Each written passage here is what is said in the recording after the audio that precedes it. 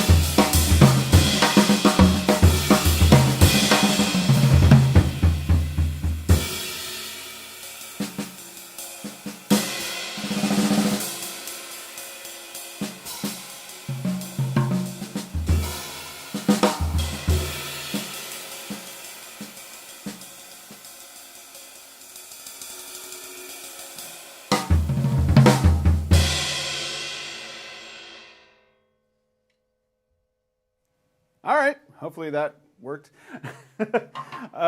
Just having some fun, hitting some drums. No big deal here. So if you guys have, what's up, David? If you guys have questions and stuff, please feel free to put them in the live chat, and I'll get to them as soon as I'm done kind of talking about the things that I wanted to talk about. Let's see. It's fuzzy, but you're there. Oh, okay. Weird. Loud and clear. Looks great. It looks so good. Looks good. Okay, everything looks good still, so okay. Man, people are so much nicer on music streams and gaming streams. Thanks, Kyle. Yeah, I hope so, anyway. If you're not nice, you're out. All right. Hey, Italy. All right. I will tell you about the cymbals in a little bit. All right. Like I said, if you guys have any questions, put them in the comments, and I will get to them as soon as I'm done kind of going over the stuff that I felt like I wanted to talk about. This is Let's Talk Drums is just a way for me to connect with you guys, and if I wanted to make it's tough because obviously you guys aren't talking to me, but I wanted to make it a conversation. So yeah, I want it to be fun. So let's see. All right, I'm covering up your chat for now so I can teach and not get too distracted by it. All right, so I wanted to talk about one thing in particular, and that was the idea of letting the drumsticks do the work. A lot of times when I notice people playing on social media platforms and stuff, I see a lot of arms moving, and a lot of stiff drumsticks. So what I want to do is kind of just talk about how to let the drumsticks move a little bit more. So a lot of people, we just need to let the drumsticks move. So I'm going to switch over to this angle, and I'm going to pick up my little practice pad here so I don't have to hit mute. All right. And so one of the very first things that I like to think about is just how you're hitting the drum and letting the back of the drumstick move. Everybody, we need to make the back of the drumstick move more. So having a good fulcrum, where you hit the drumstick is super important, right? So having a good fulcrum. If you're a match grip player, whatever goes for my right hand here goes for your left hand as well. If you're a traditional grip player, whatever goes for traditional, what I say with my left hand is how I do it. So my fulcrum with my right hand is with Vic Firth drumsticks. I like to do it, hold the drumstick between the H and the flag, or sometimes on the flag, maybe sometimes a little further back, but right about there. And as long as I'm getting a good motion with the drumstick, that's what we're looking for. And if you watch Dave Weichel's video, he talks about where he holds the drumstick. If you hold it too far up, it just does that. If you hold it too far back, it just dies, right? So that's what he says in the Back to Basics video, which is really funny. So what I'm talking about here is just having a good spot where the whole drumstick moves in your hand. And so just try doing quarter notes. Get those quarter notes together. Make like you're bouncing a basketball. And all of a sudden, the stick is doing the work for you. You're not doing the work. The stick is doing the work. And then you kind of do more like this. Then you're there. A good way to kind of check your grip, too, is to do this thing that I saw first probably in the Jojo Mayer video where he talks about the grip and how the drumstick just rebounds. So can you do that where you throw your wrist down, leave your wrist down, and let the drumstick rebound like this? That is super important because that's the beginning of letting the drumstick do the work. So left hand, the fulcrum, I like to say is right here. You hold the drumstick out like you're about to shake somebody's hand with your left hand. Put the drumstick here. Kind of angle your arm a little bit. Maybe this angle will be a little bit better. So angle my arm a little bit out like this. So I'm hitting the middle of the drum. And then what I do is I rotate my wrist. Same principle, you notice that the back of my drumstick is really moving, right? The back of my drumstick is such an important part of the drumstick. If it's not moving, then you can pretty much guarantee that you're not doing it right. So look at that. Right? And so you can do these exercises. There's an exercise that goes, 2 hits per hand all the way up to 8. 8 repeats, then back down to 2. You can do that for a couple of minutes, something like this. 4,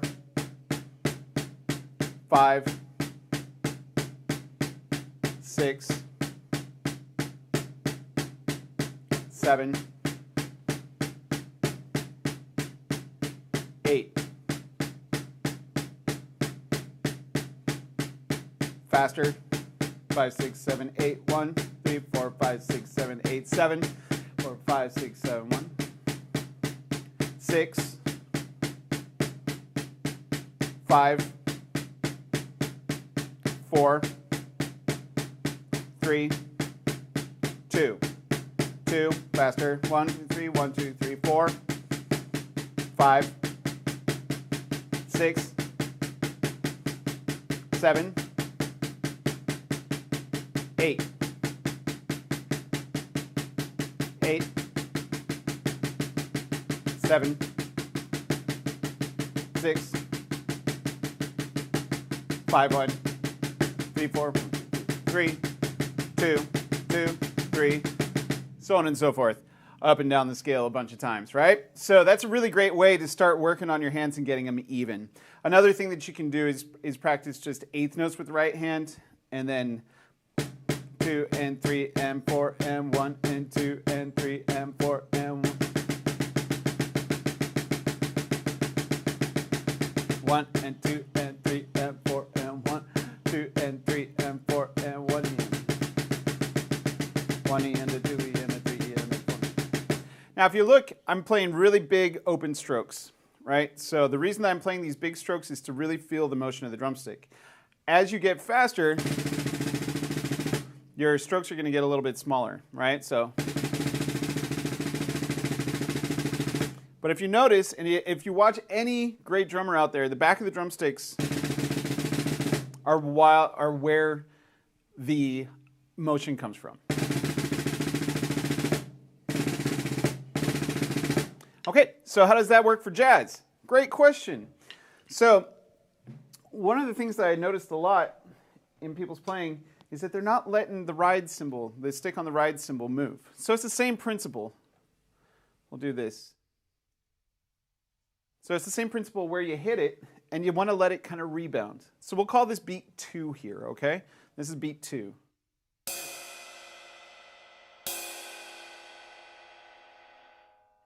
And then you rotate this stick over. So beat 2 of 3.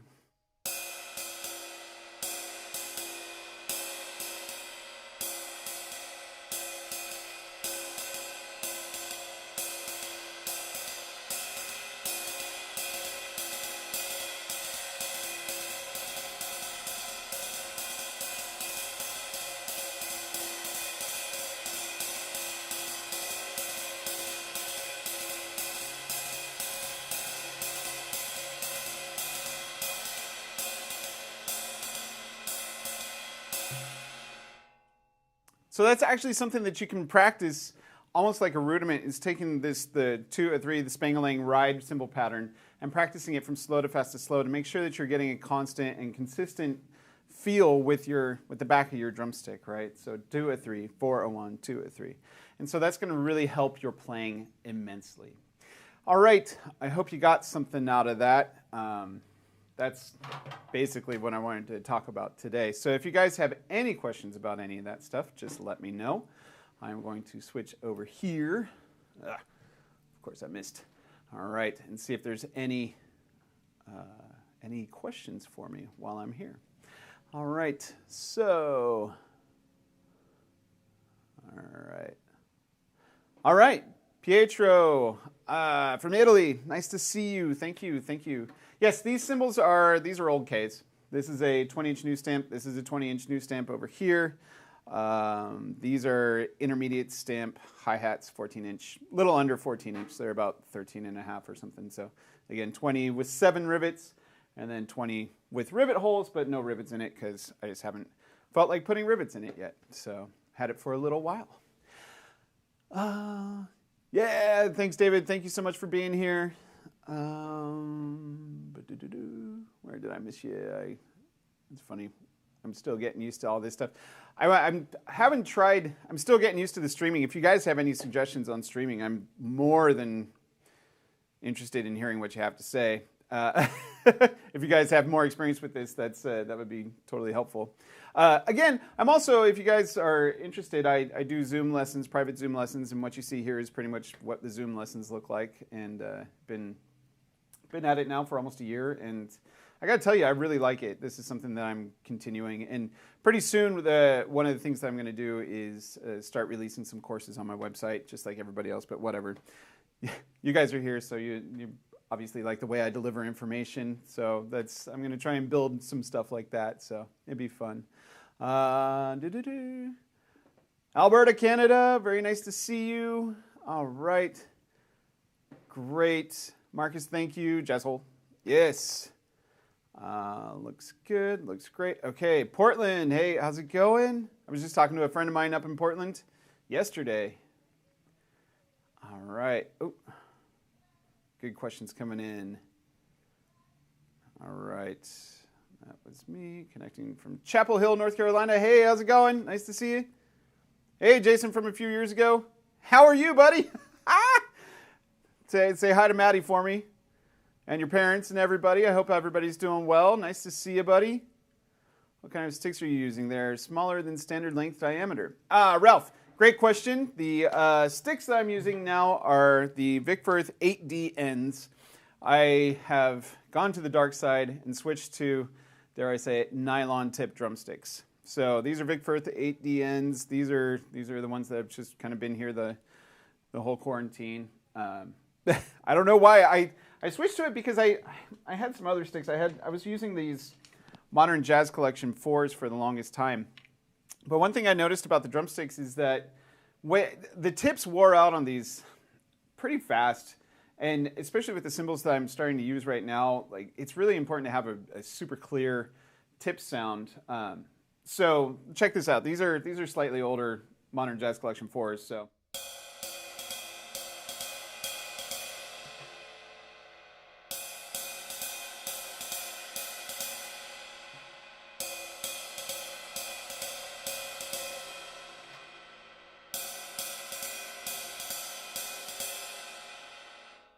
So what I found is that even with the Modern Jazz Collection 4s, like it sounded okay, right?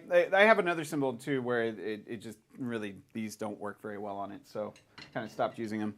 And I switched over to these. Just I had them in my stick bag. I bought some nylon tips years ago, and I started playing them, and I really liked them. And it's kind of just what I've been playing with for a long time now. So what's cool about these is that these are a little bit longer than 7As. They're the same diameter as 7As, but a little bit longer, and they've got this nice nylon tip on them. So that's what I've been using. I feel like they've got great clarity on the cymbals, and they just feel really good in my hands. I like the way that they're weighted.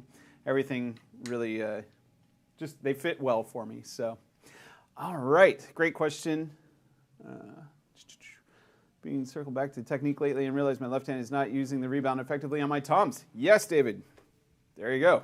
Like, everything that goes for the snare drum goes for the rest of the drum set too. So anything that you're working on with technique goes with everything. So Dr. Drummer. Oh, I see what you did there. Very nice. I've been doing the exact exercise except I flammed the crossovers. Helped on multiple levels. Yep.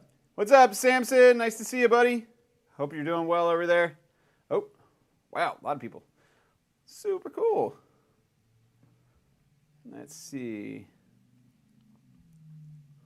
Find it generally super difficult to transfer stuff from my solo practice sessions to the band sessions. My fills come out more sloppy, too fast, and feel kind of stressed. All right, yeah. Can I somehow structure my practice sessions differently to simulate a band session? Yeah, get nervous. Man, you know what you should do is just do a live stream like this. That's the sort of, like, find a way to get nervous when you're practicing. That's the most important thing for like trying to simulate that stress. But also, you have to learn how to breathe. Like, it's about breathing while you're doing those things and remembering to breathe when you're on the bandstand.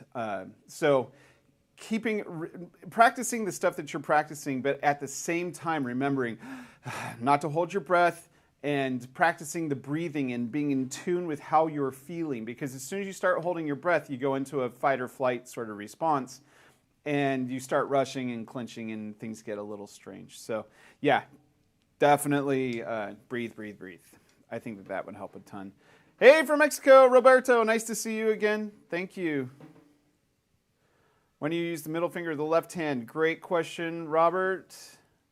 Duncan Music. Okay, so the middle finger is pretty much, for me, it's a guide, right? So it's there to keep the drumstick from flying out. That's how I view the middle finger there. So it's resting on the drumstick at all times. It's always on the drumstick. It's never gripping the drumstick like this. As soon as you do this, you're not doing the right thing here. So it's holding the drumstick like that, and it's just really trying to keep the drumstick in line. So it's being used, but just not in a technical sense, if that makes sense. Ugh, I feel bad. All right. Hopefully that helps. Hey, Jason. Matthew Lombardi. Hey, what's up, dude? Nice to see you. Gear Wine, the stream was perfect. No issues. Great. Thank you. Thanks, buddy. Deep in the heart of Texas, Matthew. I know about you. Hey, Warren. True. It's about the delivery. Okay, thanks. All right. All right, Marcus. Just making sure. I don't know. Making sure. Michael, thank you so much. Use a 5A for rock playing. What sticks do you recommend for traditional? You know, whatever you're comfortable with. Like I said, I have larger hands, so I always used to use thicker drumsticks. I always liked Tony Williams' playing, and I like to, you know, in my younger days, I tried to model my playing after his. And Tony used 2Bs, and, you know, I always thought like 5Bs or 5As were great for my own playing, which is why I used these Modern Jazz Collection drumsticks, these guys. These are about the diameter of a 5B. So they're thicker. But now what's weird is that, I mean, I used drumsticks that were that diameter for 20-something years, and then all of a sudden I started using these guys. And it's been great. I actually really like these smaller drumsticks. I never used to think that I would like smaller drumsticks, but I do. I like them. I get the same amount of sound out of the drums, and it's just a good way to be. So, yeah. All right. Nylon tip makes sense. In band context, it will blend. It will. Yeah.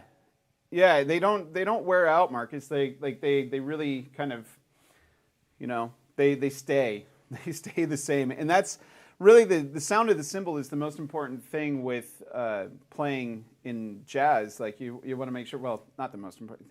I hate blanket statements like that, but yeah, but playing the cymbal, you want it to stick out. You don't necessarily want it to blend. And it's funny, if you listen to some of the older jazz recordings, if you listen to people like Buddy Rich and even Louis Bellson and all that, you know, guys like that, they're using like ping rides or really heavy ride cymbals. So they're using really bright cymbals. It wasn't until like Tony and Elvin and I don't know, a few others where the sound is really dark. Even like Philly's Old K, like a lot of people use thicker cymbals than we use today. And so they had a lot more, I don't want to say definition, but they brightness that came through. And so, you know, that stick, that's one of the things about Old Ks that people really like, is that the stick still comes through in thinner cymbals.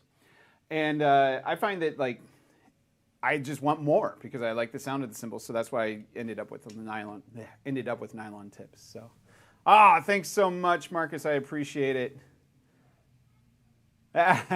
So appreciated.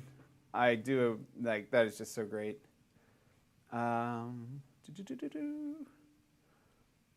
It's all about the delivery. Right, okay. Let's see. All right, where did I get to? Yeah, they do wear fast. Thanks. Interesting.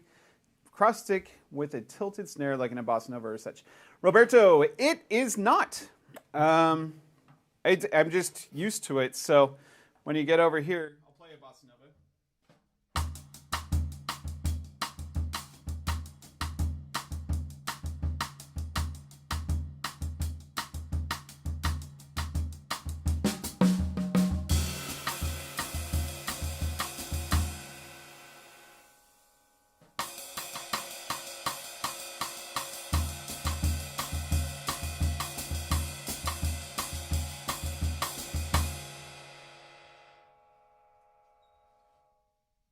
So yeah, I don't find it very difficult at all. I think it just kind of,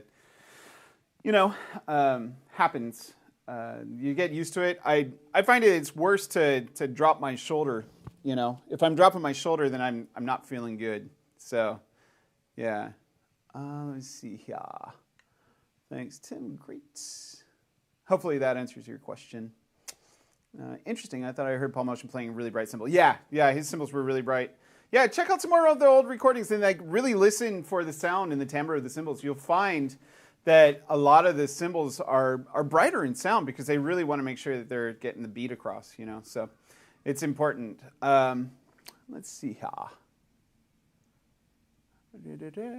Thought I heard Paul Motion playing. Yep, the wig.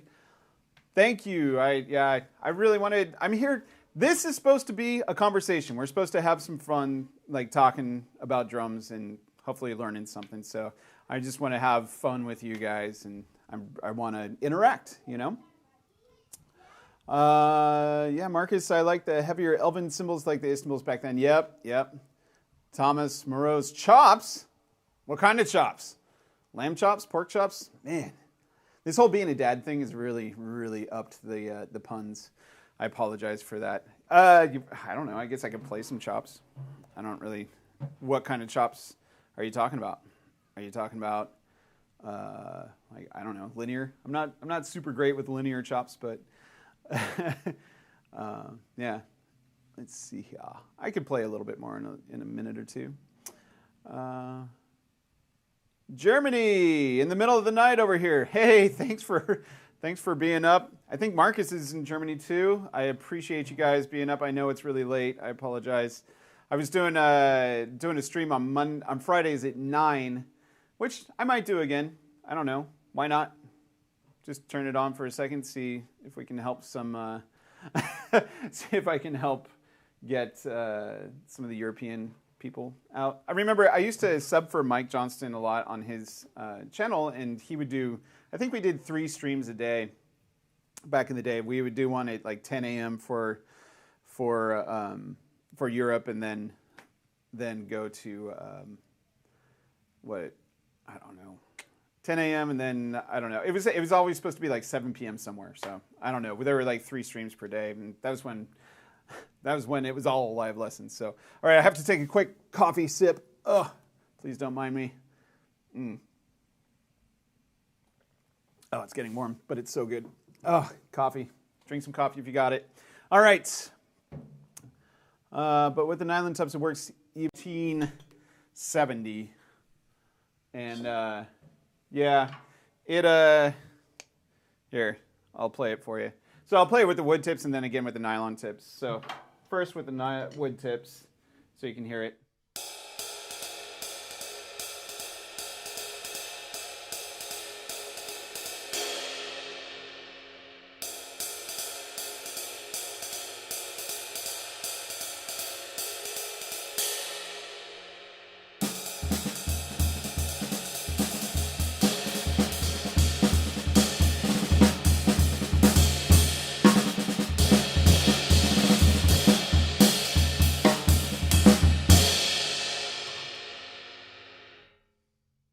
So it was that with this cymbal in particular that kind of made me want to try out the nylon tips. And when I did, I liked it. So, yeah.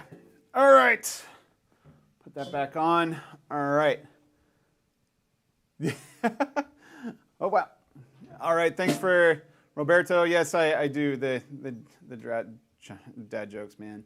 All right. I love your playing. Do you have any, Commander Alpaca, do you have any specific routine for tuning your bass drum, or do you do what sounds the best to you? I just do what sounds the best to me and the room and the music that I'm playing. So if the music requires a shorter, boomier, like shorter, punchier bass drum, then I'll do whatever I can to get that sound. So yeah.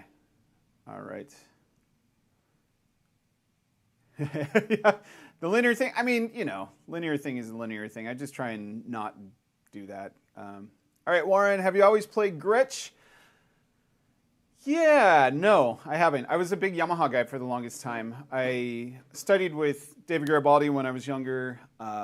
Dave Weckl was a huge idol of mine. I studied with Horace Arnold, and Steve Gadd was an idol. Vinny Caliuta. So all these guys, everybody when I was growing up played Yamaha drums, and the drums that I wanted to play were Yamaha drums. And so I loved them, and I had a number of Yamaha kits over the years. And then one day, my friend Creed at Skips Music in Sacramento said, "Hey, Tim, do you want to buy the Gretsch 125th anniversary drum set when they come out?" And I said, yes, I do. And so I bought those, and I played them, and I just fell in love with Gretsch. I was like, it dawned on me that that was the sound I've been hearing on all the records for so long, and just in particular hitting a 12, you know, the 12 is just what does it for me, even the 14. But yeah, playing these drums just kind of fixed what I was hearing, I would say. Not that Yamaha are bad drums or anything. I love Yamaha drums. I actually still have a set of Yamaha drums. But yeah, I fell in love with the sound all over again, I guess, in 2008, and I've been using Gretsch ever since. I became an endorser since then. You know, it's funny, I became an endorser. I really only have one kit from the endorsement, which is the Renown kit. And, you know, sometime if you guys want me to talk about the Renown kit, please let me know. I'll put that up, and we'll play it and see what it does. All right, so yeah, I love Gretsch drums. Haven't always played them, but I do love them. Yeah, Bavaria. Well, you know, pretzels, right?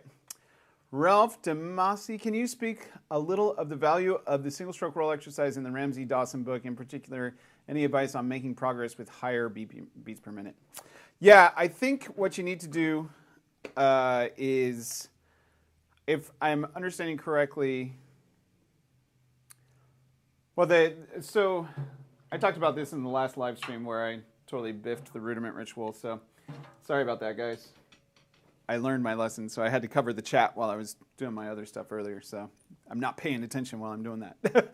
All right, so the single stroke roll exercise in the Dawson book, and here it is, in case you don't know it. So.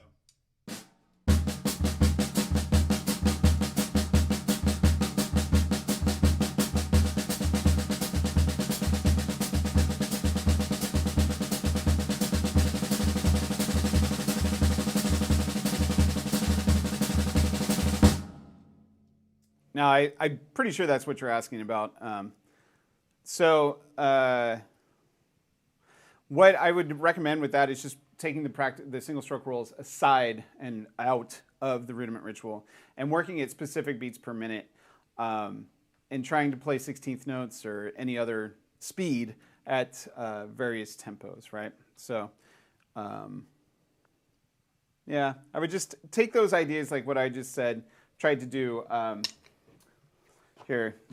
Here's a good, I like actually the exercises kind of from stick control. Forget what page in stick control, I think it's like page 13 or 14. But you can do these exercises. They're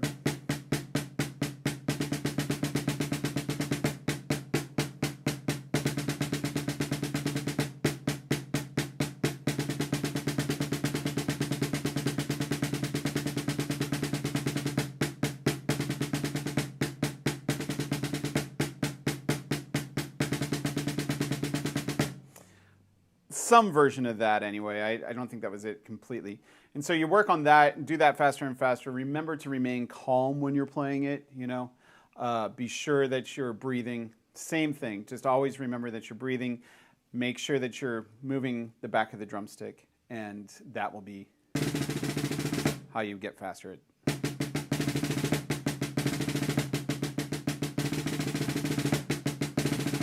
Right?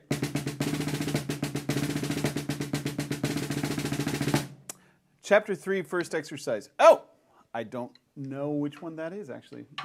Let me take a look at it. You know what? Oh, there we go. You know what? To be honest, I haven't really worked this exercise, so I can't really help you out of this one.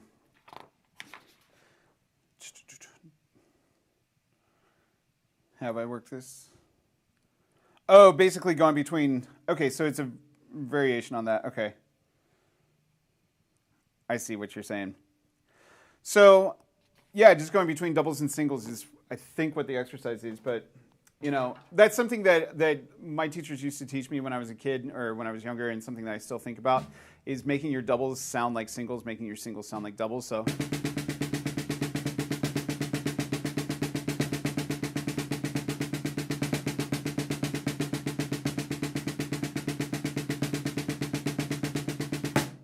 So stuff like that. So if that's the exercise, then really it's just a matter of repetition and just keep doing it. So I apologize that I don't have the answer to that one. You know what? I'm going to study up myself and listen and figure that out. Yeah, definitely you should do a couple. Always get lost. Dostoevsky. Wow, like your work. Always get lost in his solo. How to fix? Well, depends on the solo, but obviously if you're thinking in a jazz solo, one of the best ways that you can do it is just make sure that you're singing the melody of the tune. Know the melodies of the tunes in your head, inside and out, and that will help you. If you don't know the melody, understand the chord progression. Most jazz tunes are in 8-bar phrases or 4-bar phrases. If you know a blues, the best thing that you can do is kind of sing the blues while you're playing. You don't have to play so crazy, you know. You don't have to play a ton of stuff. You just have to play stuff that's melodic and musical.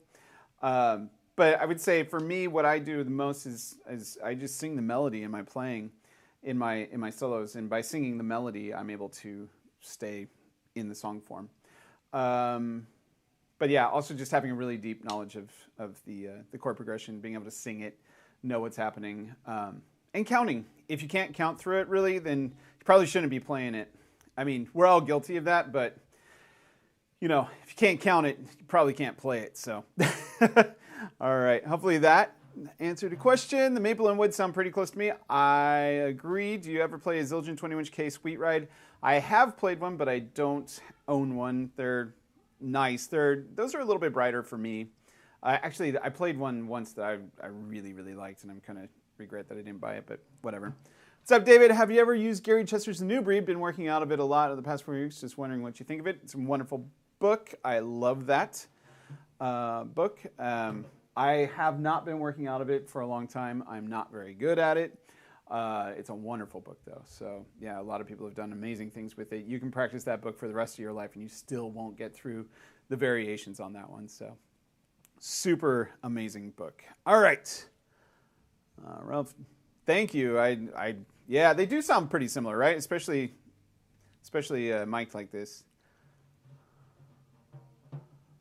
And then Marcus says, love the fact that you actually idolize those fusion guys in your youth, but you're such a great traditionalist. Awesome. And yes, pretzels and bratwurst. Yes, absolutely. Yeah, you know, it's funny. Like, those are the guys that got me into wanting to play the drums. Like I said, my main teacher, I guess, when I was younger was David Garibaldi. But I went to college in New York and made the decision. Well, actually, when I was a kid, I wanted to be a studio drummer in LA. That was kind of like the main thing, was just being a studio drummer. So Jeff Porcaro, Vinny, like Hal Blaine, like all those guys were kind of like the main heroes when I was really young. And then Weckl came along with his red drum set, and my favorite color was red. And I was like, whoa, I need that. That's cool. So yeah, the red drum set did it, and I thought it was really cool.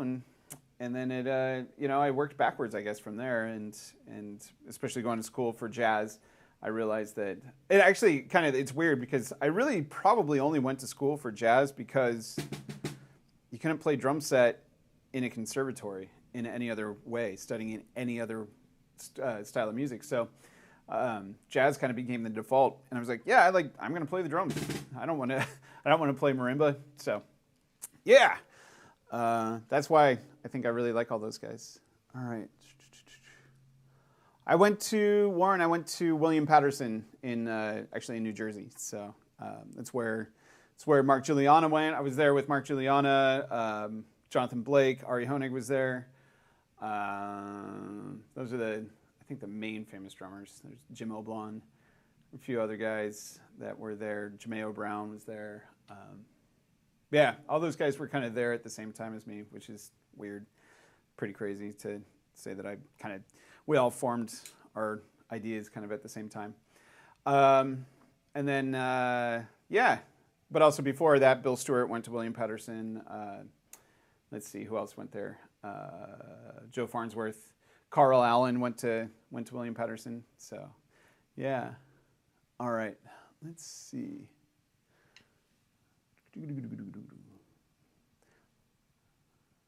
Chapter 3 from reed stickings. All right, I'll check that out for sure. I can get the first 6 triplet waves at 130, hit a wall at the last 2 because of the bass. How do you improve bass pedal accuracy? Heel up, constant release. Yeah, I actually use heel down on everything, and bass drum accuracy is something that I think we all kind of struggle with. So one of the things that I do is I'll just take a rudiment, like singles and doubles, and I'll just kind of play them a little bit between my hands and my feet. So.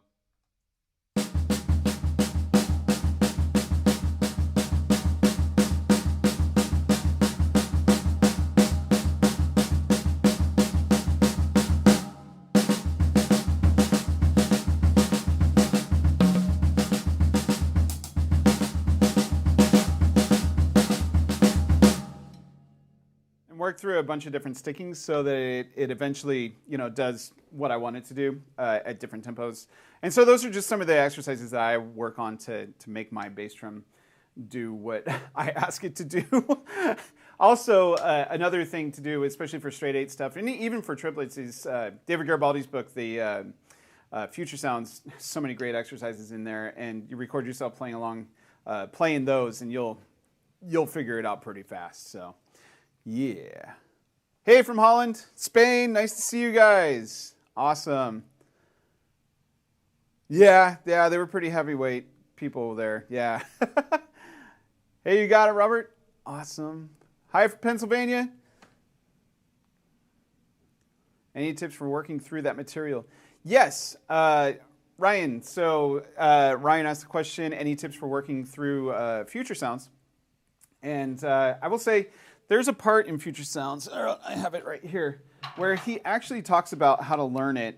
I forget what page it's on. Practicing an exercise, it's on page 19. And so, there you go. Hopefully you can see it a little bit. What he does is he breaks it down per exercise, or per 16th note. And if you slow it down, if you put on a metronome and just play the beat 1, and make sure that you're playing every note the way that it's supposed to be played. Your accented notes accented, your unaccented notes unaccented. Then you'll start to just, slowly build the beat. Okay? That sounds really weird, but that's essentially what it is. You'll just slowly build the beat. So hopefully that helps a little bit. Yeah, I do the same. I'm too lazy with the feet, so it's more like a substitute for the hands. Yeah. No, heel down is not the only way. I do play heel up, and I try, because most of my bass drums have solid heads on the front. I try not to bury the beater anymore, but when I was learning like Future Sounds and that stuff, I would always bury the beater in and, it'd play like that. So now I try and do like the constant release thing if I'm playing heel up. I almost never bury the beater anymore. So hopefully that's, I don't know. It's weird. It depends on the sound. I actually was talking to Weckl about that stuff, and he always plays heel up and buries the beater and stuff. And he does that because he gets more intention with the bass drum. And I have to play heel down because a lot of the gigs I play, I need to have that control over the volume. So since I always, need the control over the volume, what I do is I play heel down. And for 90% of my gigs, 99% of the time I'm playing heel down. So hopefully that helps. It doesn't mean that it's better, though. Hey, Kareem, thank you so much. With so much stuff to work on, what would you say is the most crucial stuff to shed? Well, yeah, that's a good question. So it really depends on where you're at with fundamentals. I think I used to get to play with Jeff Clayton before he passed, and he was such a master of the alto saxophone, and he would spend hours a day practicing long tones. He wasn't necessarily shedding tunes or doing anything like that. He was practicing long tones and focusing on his breath and his sound. And for drums, I would say the thing that I really try and work on is thinking about the things that I can't play, right? If I've had to really think about my own, you know, just my own journey, and I think about things. I used to say something was dumb, or I wouldn't play it because I thought it was dumb, right? Now I kind of circle back. Whenever I hear that internal guy saying, "Oh, that's dumb," I know instantly that that's something that I really should work on. So, yeah, that's kind of what I do. I do have a go-to, and that is I work out of. I do the rudiment ritual a lot. I also do. The Will Coxon books, so the All-American Drummer and Modern Rudimental Swing Solos. So playing solos out of both of those and really making sure that I'm focusing on the fundamentals and getting the right snare drumming sound. That's everything that helps me.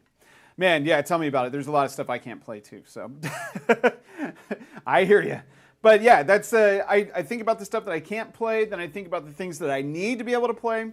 This has been a really fascinating time because, I mean, literally, I have not had, I'm playing 200 gigs a year, and I played 17 last year, and I haven't actually played with another human since November 7th, I believe, so, of 2020. So this has been a really strange time because a lot of my practice back then was making sure that I was practicing and able to play stuff for the gigs that I had coming up, right?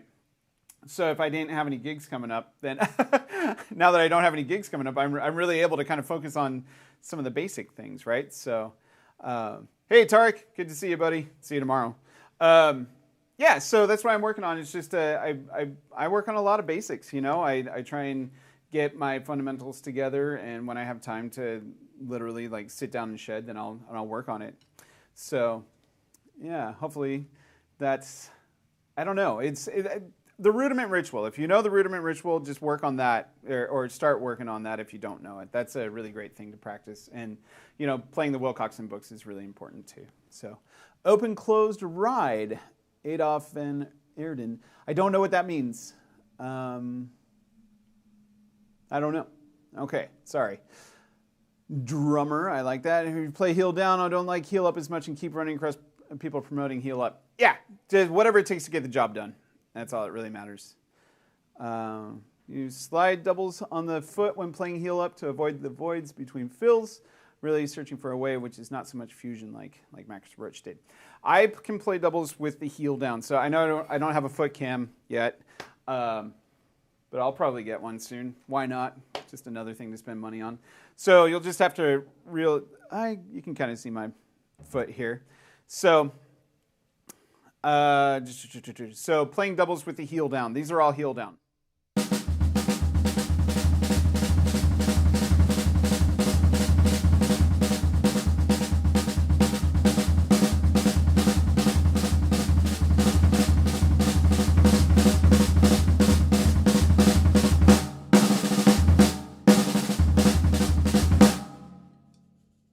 So everything there was heel down, so... Yeah, but I also do it heel up too, so. You know, it just depends. Yeah, I do both. It just depends on the sound that I'm trying to get or, you know, which one is there. But heel down works just fine. And no, I guess I don't really do the slide heel up anymore. I guess I used to, but. I know, Dawson, yes. Great. Yeah, so Kareem, that's what I would do. I would say, yeah, just practice the rudiment ritual and get some of those, give me those Will Coxon books. I think I'm going to do some series, like do some things on the Will Coxon and just how to practice it here sometime soon. So, you know, have that stuff ready and watch out for the chats. Also, again, everybody, super chats are greatly appreciated. So if you feel so inclined, that'd be awesome. If not, that's fine too. I am here just to have some fun too. So, yeah. I'm gonna practice. We gotta move the water polos. Hey man, Tarek, some other time, okay? Okay. Yeah, it's possible. I started the ritual based on your last live feed. Any recommendations for taking on that, or just start at the beginning and working through it? First, for Dr. Drummer, very nice, very good question. Yes. You know what? If you can wait till next week, I'll do a video on how to start the rudiment ritual. So I'm going to do that. So everybody that's starting the rudiment ritual, that's watched my live stream, wait. Don't do it yet. Wait till next week. I'm going to show you exactly how I teach it, and we'll go into it in depth. So, yeah. Awesome. I'm so glad you got that. That's so neat. James, hi. How do you make your fills sound like you're not a jazz beginner or too basic? You know what? Believe it or not, James, you can use the Wilcoxon. Always start on the snare drum. Snare drum is home base, but you can use the Wilcoxon to do that. I don't have it, but if you wanted to, like solo number, let's see, I have it in my folders here on this computer. So we'll do solo number 3. So I'm going to show you this. This is actually a really cool thing that I'm actually going to do a video on as well, but you guys have got a little sneak peek of this. So this is solo number 3. I'll play the first 4 measures from solo number 3 of the Wilcoxon right here. So here it is.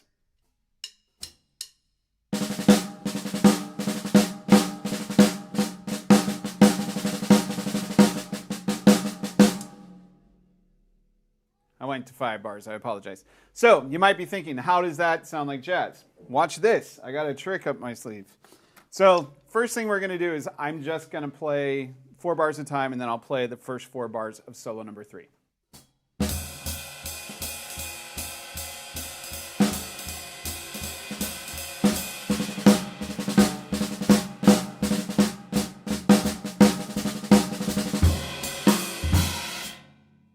So already, just with that, you're playing something that kind of sounds like music, right? So now I'm going to do it and maybe swing it a little bit on the 16th notes that I was playing.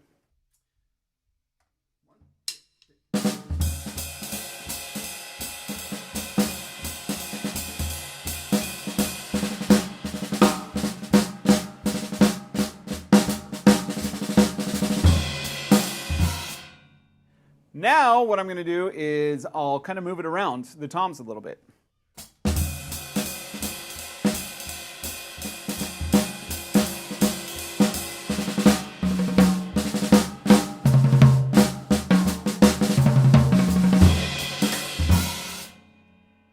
So what I did right there is I took some material that is readily available. That solo is from the All-American Drummer.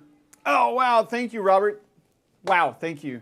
That solo is from the, what was I trying to say? Got distracted. That solo was from the All-American Drummer solo number 3. And yeah, that's a great place to start with just learning how to solo. Now, another great place to start is by checking out Philly Joe, Max Roach. Just getting used to how they soloed. If you check out my video, I don't know if you guys have checked it out, but my video on the calfskin heads, there's a download of a Max Roach video, Max Roach solo, the Sandu, that I did. So you can definitely check it out there. So that's a good place to do that. And then obviously, like, just grab the All-American Drummer and start doing that and getting that snare drum technique, and it'll start to come together. So.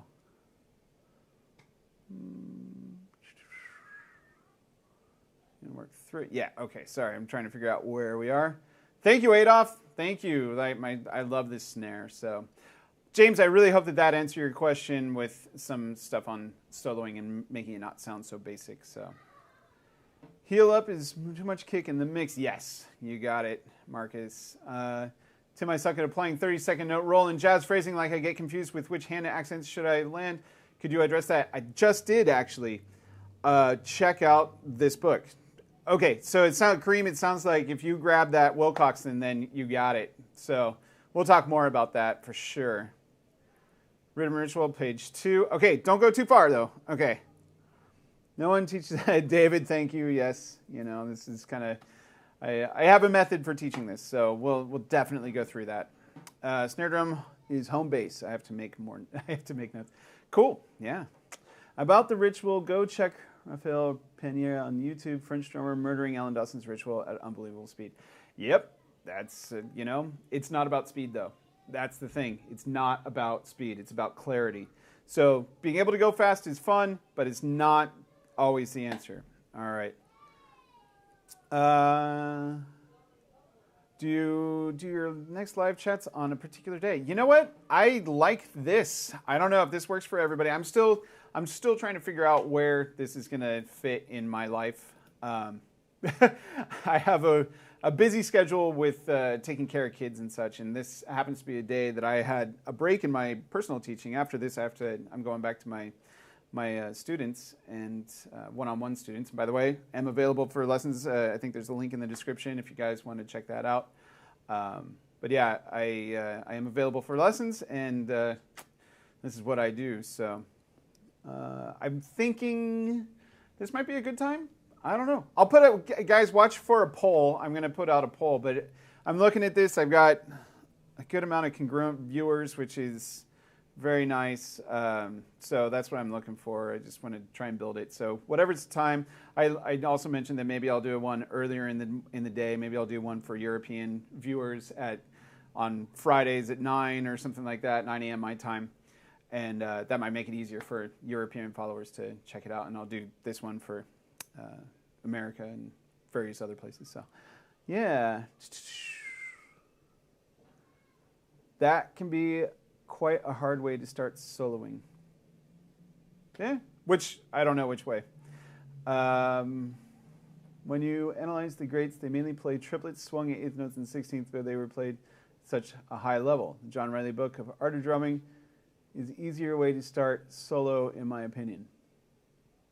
He doesn't really even address soloing in that, though. I mean, there's a few little one-measure phrases, but that's, I mean, yeah, I'm not going to get into arguments on this, but yeah, I disagree because I've had great success with my students learning soloing and learning bop phrasing by playing out of the Wilcoxon. In fact, if you go back to, if you really want to like talk about it, the people that teach this way, I like to model my teaching after Alan Dawson a bit with the Rudiment Ritual, and then after Kenny Washington. And two of the big things one of the things that Kenny Washington teaches is playing out of the Alan Dawson, or out of the Wilcoxon books. I mean, if you know anything about his teaching, that's what it is. And so if you practice the Wilcoxon books, you will learn bop phrasing. It comes out of those books. It's really a great place to do it.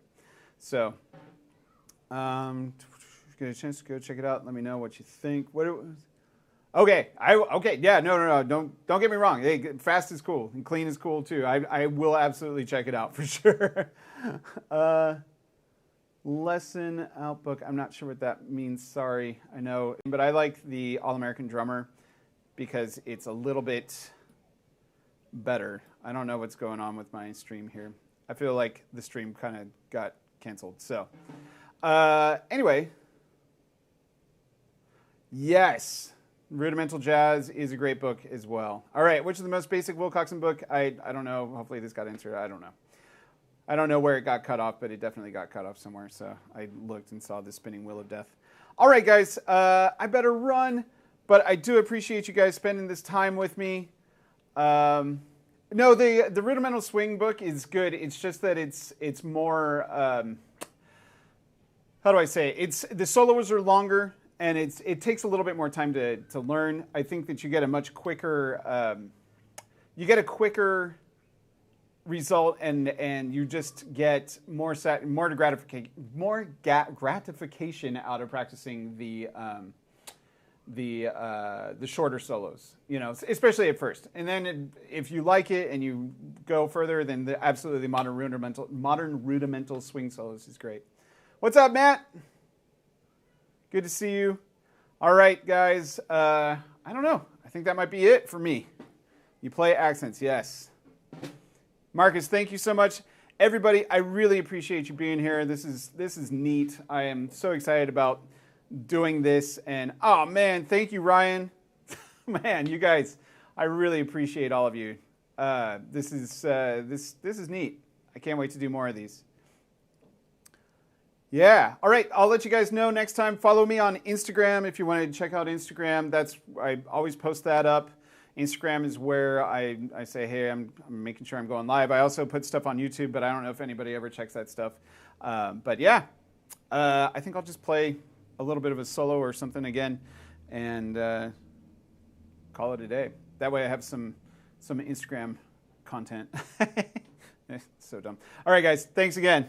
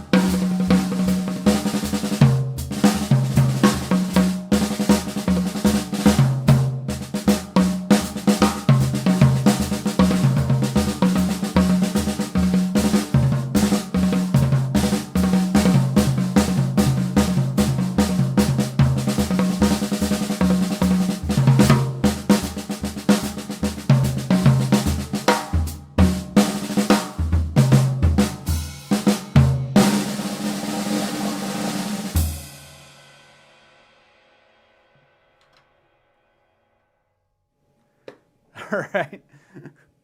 Yep, you got it. You got it. That was it. All right, guys. Thanks so much.